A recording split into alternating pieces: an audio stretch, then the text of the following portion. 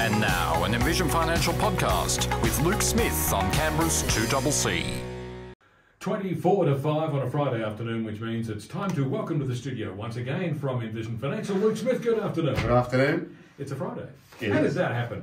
I don't know, but it feels like we're here every other day at the moment. It is absolutely ripping by, which I'm not sure is good or bad. It's a busy time. But it's, yes, long, bring on 28 June. It can't Well, come we've soon only enough. got 1 week of the financial year left now. Yes. So if you haven't got your affairs in order by now, you've probably left things a little bit late. Yeah, look, I think so. And I think people, we've been banging on about this with plenty of notice because some funds have already shut contribution windows.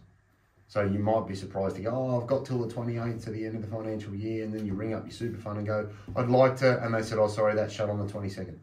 That shut on the this, they shut on the that. So, I'd advise people, if you're still racing to get a contribution in, which plenty of people have been thinking about doing for 11 months, call your fund and see if it's possible, as opposed to making the payment without asking and finding out that it lands in next year's financial year because they haven't been able to process it in time. So if you're going to make a payment, call and check first, because it might avoid some frustration, and you could hold that money and use it for something else, or allocate it to another strategy. But check before you start pumping money into super, thinking you'll make it when funds could be shut. No, at this late stage, your only option is probably to spend the weekend at Officeworks and buy as much stuff as you can. Oh, look, yeah, ramp up those deductions. Yeah, instant asset write-off, find $20,000 to, throw at something, and then you can ask for forgiveness and not permission from the ATO later.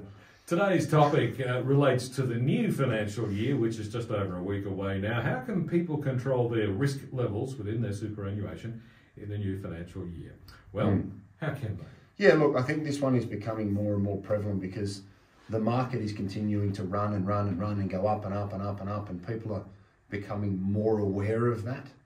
But I think we need to keep in mind that, especially when we're talking about superannuation, it is very much, for the vast majority of people, a long-term proposition. So whilst we need to be mindful of prices and allocations and the implementation of new money, I would always challenge the thinking that I'm older, I need to be more defensive, because I'm yet to find a retired person that doesn't walk into my office and go, I want really strong income to pay a pension and I want growth to offset inflation.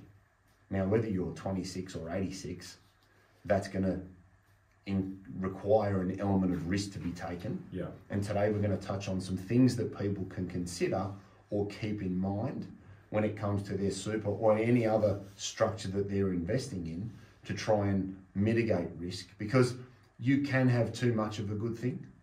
And there's always that double-edged sword of, should I buy some of that?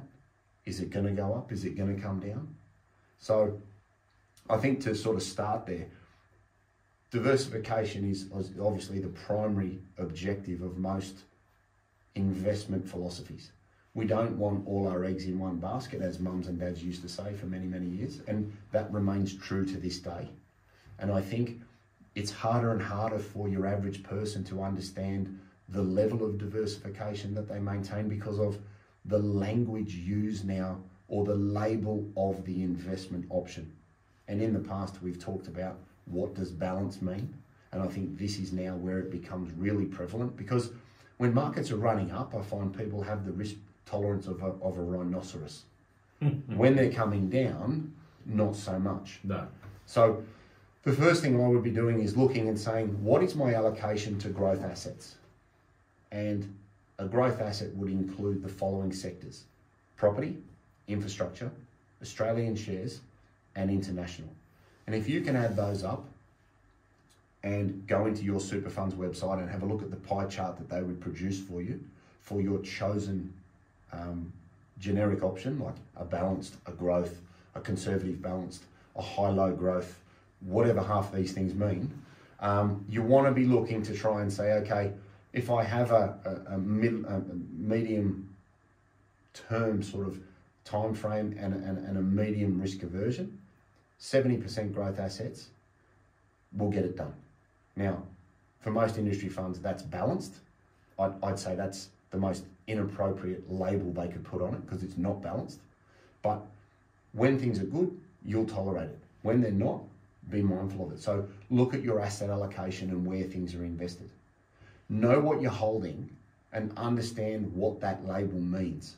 Because when I explain to a lot of people the term balanced, they think like a seesaw, half and half, it's flat.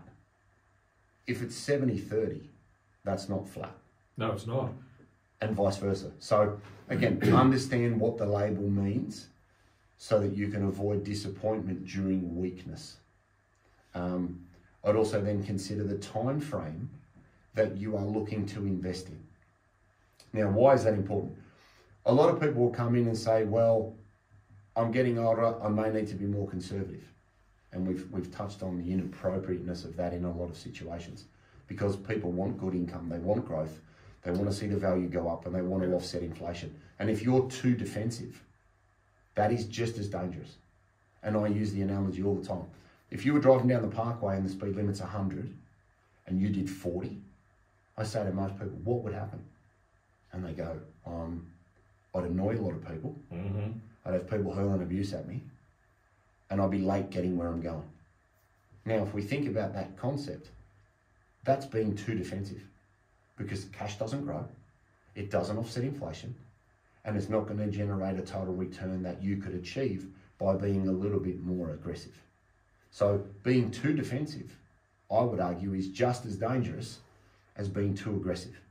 Because if you went down Gungahlin Drive or the Parkway and did 170 in a 100 zone, you'd be in very big trouble. You'd be in very big trouble, and if you hit a tree, you'd be very lucky to get out of the car. Now, people don't need to drive their investments that fast. I know you need to drive that fast to fit in on Gungahlin Drive at 8:30 in the morning, because that's the standard speed limit. No, it's not. But from an investment perspective, you don't need to be there. But if the speed limit's 100 and you did 90 to 110, that is generally the range that most people will drive at. Except on the road, you're not supposed to go past the speed limit, so... True, there you go. But again, Gungahlin Drive... I'm sorry, I'm just trying to cover all our bases here. I don't want to be giving bad legal advice. You can stick to the financial advice, but the legal advice is do not exceed the speed limit. Because if you do, you run the risk of being penalised, or worse than that, hurting yourself or others in an accident. And I guess this is the point of talking about diversification. Because if you're too aggressive and you don't understand it and the market turns on you, you're going to get penalised as well. Yes. And for exactly that same reason, that's why we bring to the attention of people, understand the risk you're taking on. Because if you think you are balanced and you're not, you could be lining yourself up for a speeding ticket, and that's represented in your super fund as a reduction in its value. Yeah. So understand what your label means. Try and focus on generating a good income stream. I find people find a lot of comfort in having a 3, 4, 5% income stream generated from their dividends out of their superannuation to fund a pension they may be taking. Because if you're 55 to 65, you've got to take 4% of the pension balance as a minimum. So if you could generate that out of your portfolio, and that covers the vast majority of your living costs, you're protecting the capital and ensuring the longevity of your investments, because you've got a reduced need to sell down the things that are there to live the way you want to live. So look to try and generate a really strong income stream. Take advantage of franking credits. They're there to be used. As a broader populace, we told Bill Shorten a number of years ago, hey, we're keeping our franking credits, thank you very much. Yes. And if you're not using them, you're actually taxing yourself, because they are that powerful in a tax-free pension. They are cash that comes back from the government. So if you're in a super fund that doesn't let you control franking credits, I think you're doing yourself a disservice. And the whole concept of franking credits is quite simple. It's a tax credit that is awarded based on the tax that has been paid by the company already. Yep. So if you're not taking advantage of the franking credit, you're effectively paying tax twice. Well, you're missing out on, some significant upside, because an account-based pension in retirement is tax-free. And if there's no tax to pay and you've accumulated $5,000 or $10,000 of franking credits in your pension, the ATO will give you that back as a cheque. Yeah. Now, if you're in an industry fund and you can't control that, I'd say you're robbing yourself of free money by controlling your asset allocation, and therefore the outcome of that asset allocation is dividends and franking credits. So people need to be really mindful of that, because I think a lot of people would say, hey, who's Frank? and why am I getting a credit from him? Yeah.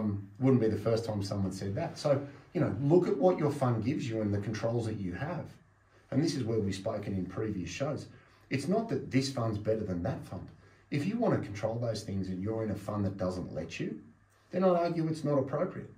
For the same reason I say nearly 50 times a day, a mini will not pull a horse float.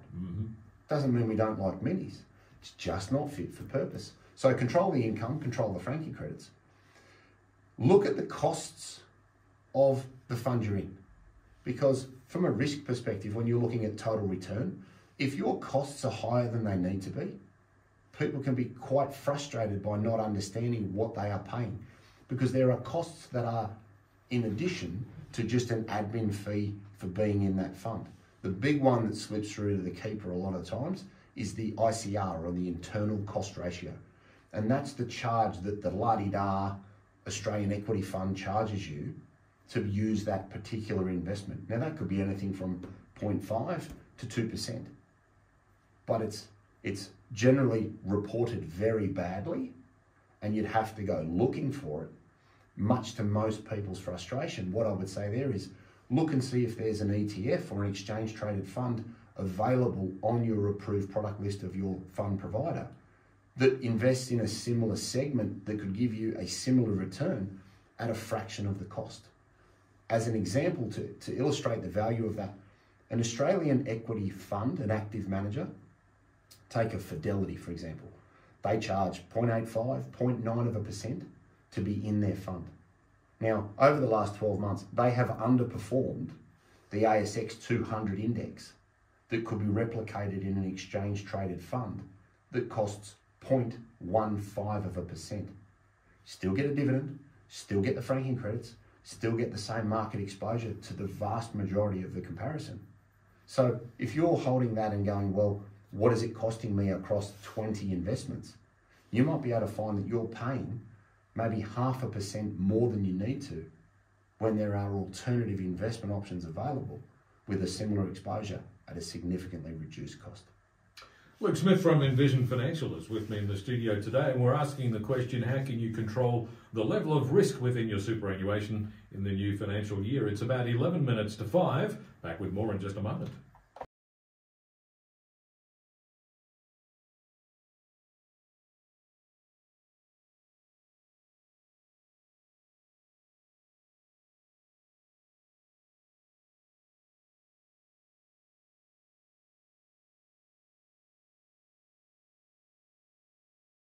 Well, it's about 8 minutes to 5 now. It's a Friday afternoon. Luke Smith from Envision Financial is with me in the studio today, and we're talking about controlling your risk levels within your superannuation.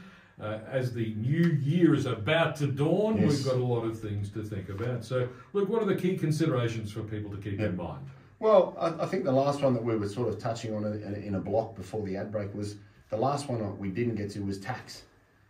Think about. Now, this isn't really a risk mitigation, but again, I think it's a risk in the sense that you're paying more than you need to. Think about in the new year if it's appropriate for you to start a pension from July so that all of your earnings inside the account are tax-free. Because superannuation funds are taxed at 15%, but as we said before the ad break, if you've got a load of surplus franking credits that come back as cash, you might be able to use those to offset a deductible contribution next year because the limit's moving to 30,000. So you might have a little bit more room to put more money into super to lower your taxable income. And some surplus franking credits in a pension account could be a great way of negating some of that contributions tax that will be paid. And you have different controls in relation to how that's managed depending on the fund that you're in. But think about the tax structure of your fund, because it can improve the total return because you're negating some of the outgoing expenses in relation to how the fund is operated. Marvellous. So, where are we now? What do we need to remember? Yeah, so I think understand how fast you're driving the car from a risk perspective. Don't assume that balance means 50-50 because nobody really knows what balance means anymore. Understand the asset allocation, and also remember that you can have too much of a good thing. If you can add into superannuation regularly and diversify your fund, I think you're mitigating a lot of the risk by doing that. And that could be through superannuation guarantee payments from work or your own salary sacrifice or personal contribution. Look at diversifying using shares, ETFs and managed funds. Think about the individual weightings of specific assets. Everybody loves CBA, but if you hold 30% of your portfolio on CBA and something happens, it could have an adverse impact on the total value of your account. So remember that even though we might love something, we can love it too much and have too much of it. So be proactive there and manage your individual stock weightings. Understand your exposures to specific areas. Having 6 green apples is not diversification. You need an apple and a banana and a kiwi fruit and a mango, and you don't just have 6 of the same things and think more is better. Have different areas, have different focuses, have different underlying investments. I think people need to remember that time is important. Time can mitigate a lot of the risk that you maintain in super because it's a marathon, not a sprint. And I think you need to keep in mind that if you retire at 60, your super could last you another 30, 35 years. So you do have a time frame to maintain a suitable level of risk to get the income and growth that you want to be able to retire. And I would challenge that thinking that, well, I'm older, I need to be more conservative. Because I'm yet to meet anybody that's worked for 45 years that goes, I'm going to have a red hot crack now, and I just don't want the money that I need to do it. And I think that can come by being too conservative, which in itself is risky, as we discussed. So I think if people keep that in mind, maximise the income from the assets in the fund and generate a really good income stream, take advantage of the use of franking credits and use them to increase and bolster the return from an income and a total return perspective. And if you're not utilising franking credits in your fund, go to a fund that will let you do that. And if that means you have to leave an industry fund or go to another fund of a different structure, that's fine. Again, we're not saying good or bad, because again, a mini will not pull a horse flat. We're not saying minis are bad, but you have to have a fund that is fit for purpose. And when people identify these things and go, well, that could be worth $5,000 or $6,000 a year to me, what are you losing by not having it? You know, the Australian public voted with their feet and said, no, we're not going to give them up. And if you're not using them, well, it's like having a Ferrari in the garage and losing the keys. It's not much point having it, is it? So, you know, I think if people keep those things in mind and keep it in context, everything will be fine in retirement. Indeed, fingers crossed. Where can listeners get more information? Yeah, 6260-4749. We've got envisionfinancial.com.au. That's Envision with an E. We've got the podcast, The Strategy Stack at Luke Talks Money on iTunes and Spotify. We've got Envision Financial Canberra on YouTube, where we've got all of the shows and the shorts. We've also got the Strategy Stack, a handle on the TikToker, and all of this asset allocation and risk consideration is in Smart Money Strategy, your ultimate guide to financial planning in all good bookstores and online. And it would make a marvellous Happy New Year gift at the beginning of the brand new financial new year. Totally agree. Luke, thanks very much. See you next week. Luke Smith from Envision Financial, back with us again next Friday afternoon at the same time, right here on 2CC to talk money matters once again.